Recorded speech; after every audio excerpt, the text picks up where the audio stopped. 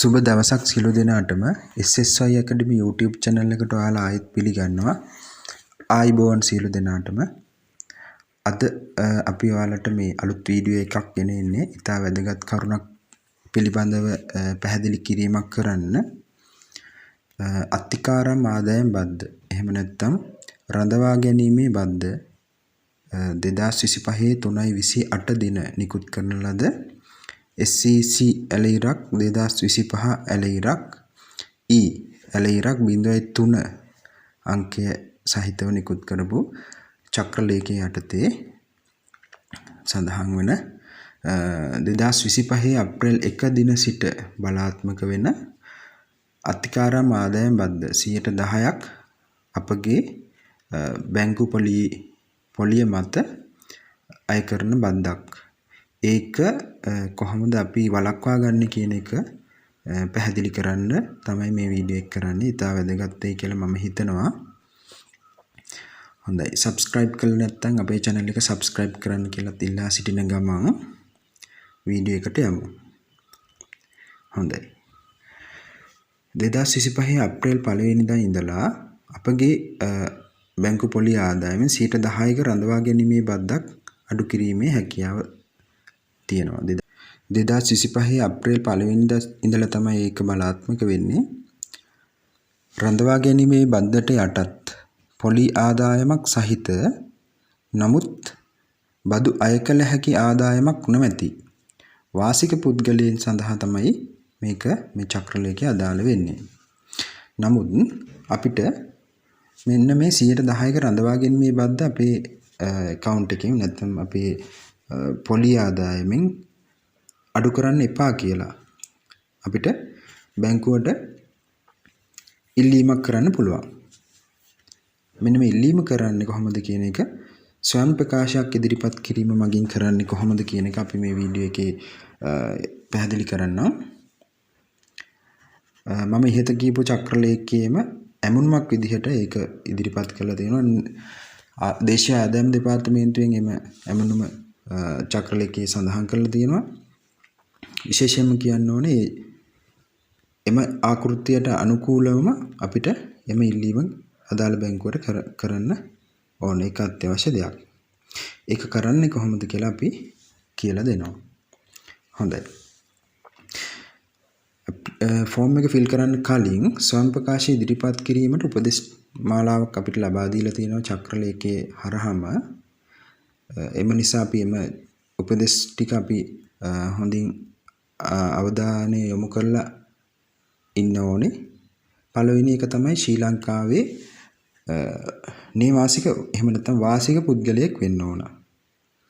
2017 අංක 24 දරන දේශීය ආදායම් පන්ති විධිවිධාන වලට අනුකූලව තමයි මේ වාසික පුද්ගලයෙක් වෙන එක සඳහන් කරලා තියෙන්නේ. ඒ වගේම වාගේ බැංකු සහ මූල්‍ය ආයතන වලින් වාට පොලියක් ලැබෙන්න ඕන.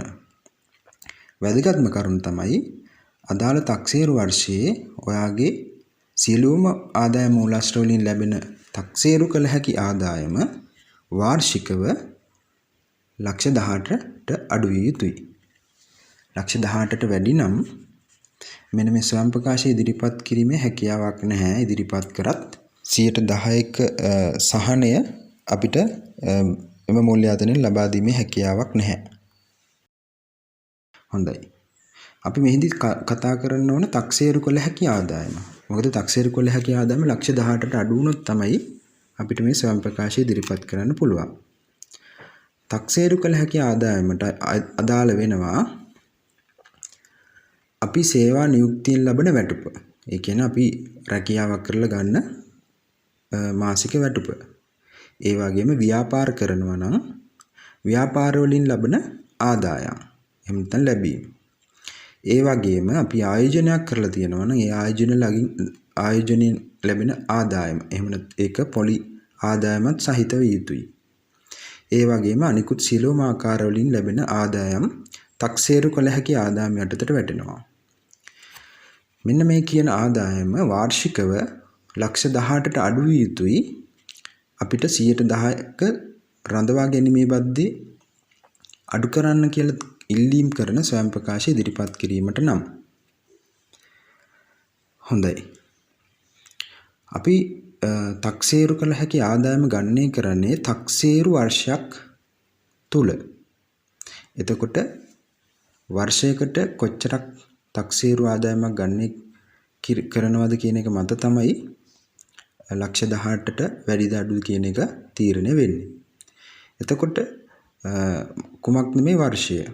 වර්ෂයක් කියන්නේ මාස 12යි. හැබැයි තක්සේරු වර්ෂය කියලා කියන්නේ 2025 අප්‍රේල් 1 වෙනිදා සිට ඊළඟ වසරේ කියන්නේ 2026 මාර්තු 31 දක්වා වන වසරක කාලය. 2025 තක්සේරු වර්ෂය කියන්නේ 2025 අප්‍රේල් 1 සිට 2026 මාර්තු 31 දක්වා වන කාලය. ඒක තමයි තක්සේරු වර්ෂය. හොඳයි. මෙන්න මේ මං කියපු තක්සේරු වර්ෂය තුල ලක්ෂ 18ට අඩු ආදායමක් ලබනවා නම් ඔයාට පුළුවන් ඔයාගේ බැංකුවට එහෙම නැත්නම් මූල්‍ය ආයතනට මෙන්න මේ මං ඉදිරියේදී කියන ස්වයං ප්‍රකාශය ඉදිරිපත් කරලා රඳවා ගැනීමේ බද්ද එහෙම නැත්නම් අත්තිකාරම් ආදායම් බද්ද 10% අපේ පොලියෙන් අඩු කරන්න එපා කියලා ඉල්ලීමක් කරන්න. හොඳයි. මේ ලක්ෂ 18 වාර්ෂික තක්සේරු කළ හැකි ආදායම මේ සාමාන්‍යයක් විදිහට ගත්තාම මාසයකට 1,50,000ක් වෙනවා. හොඳයි. ස්වයං ප්‍රකාශය ඉදිරිපත් කරන්න කලින් තවත් වැදගත් දෙයක් තමයි බැංකු ගිණුම් කිහිපයක් තියෙනකොට අපි කොහොමද ස්වයං ප්‍රකාශය ඉදිරිපත් කරන්නේ කියන එක. හොඳයි. ප්‍රායෝගිකව වෙන්න පුළුවන් දෙයක් තමයි අපිට බැංකු ගිණුම් කිහිපයක් තියෙන්න පුළුවන්. එතකොට අපිට බැංකු කිහිපයක එහෙම නැත්නම් මූල්‍ය ආයතන කිහිපයක ගිණුම් තියෙනවා නම් ඒ බැංකුවට වෙන වෙනම ස්වයං ප්‍රකාශය ඉදිරිපත් කරන්න ඕනේ. එකම බැංකුවක තියෙනවා නම් ගැටලුවක් වෙන්නේ නැහැ.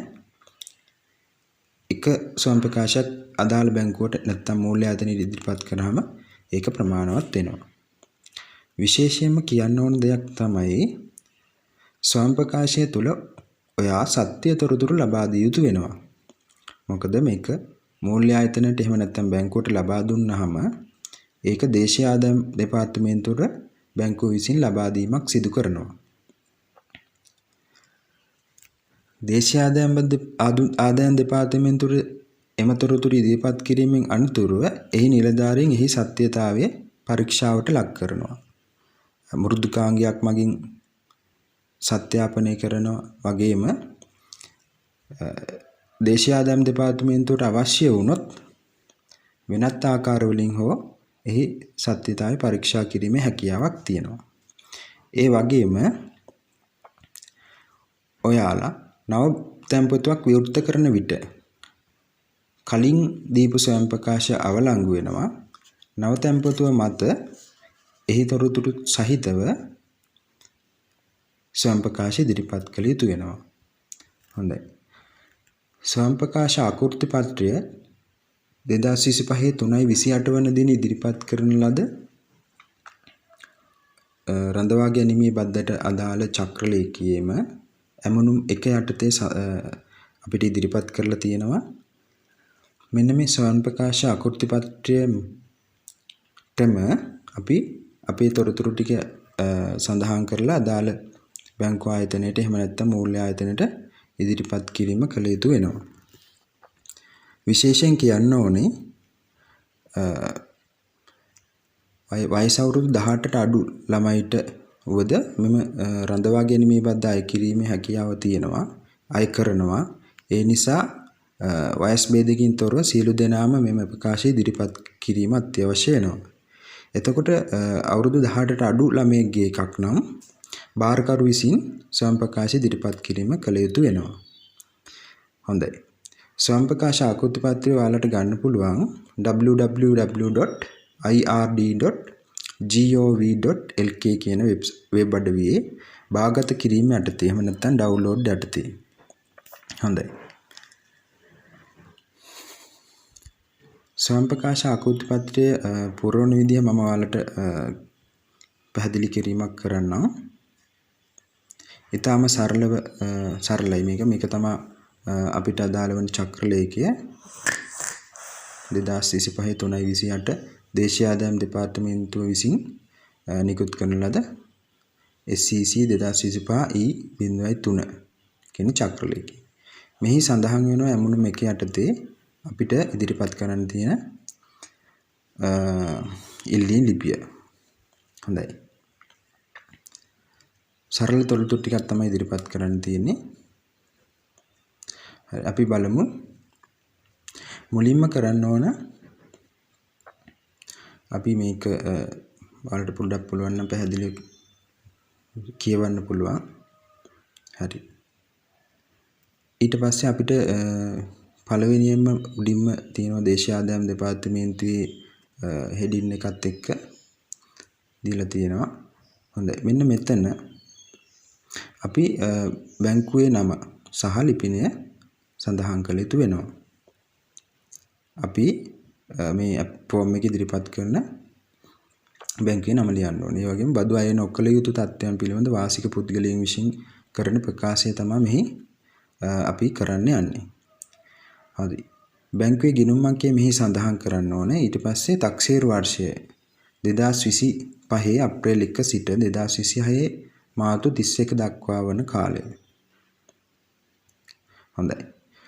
ඒ වගේම ටින් එක මෙහි සඳහන් කළ යුතු වෙනවා. ඒ කියන්නේ බදු ගෙවන්න හඳුනා ගැනීමේ අංකය මෙහි සඳහන් කළ යුතු වෙනවා.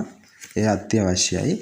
ටින් නම්බර් එක ඔයාලා අරගෙන නැත්නම් ඒක ගන්න විදිහ ගැන වීඩියෝ එකක් මම කරලා තියෙනවා. ඒකේ link එක මම description වල සඳහන් කරන්නම්. ඒ link එකෙන් ගිහිල්ලා ඒක ටින් එක ගන්න විදිහ ඔයාලට බලා ගන්න පුළුවන්. හොඳයි. ඊට පස්සේ ජාතික හැඳුනුම්පත් අංකය අපි මෙතන සඳහන් කළ යුතු වෙනවා. හොඳයි. right. ඊට පස්සේ අපේ ස්ථීර ලිපිනය මෙතන ලියන්න. ඊට පස්සේ පදිංචි අපේ permanent address එක සඳහන් කරලා පදිංචි අපේ නම සම්පූර්ණ නම ලියන්න ඕනේ.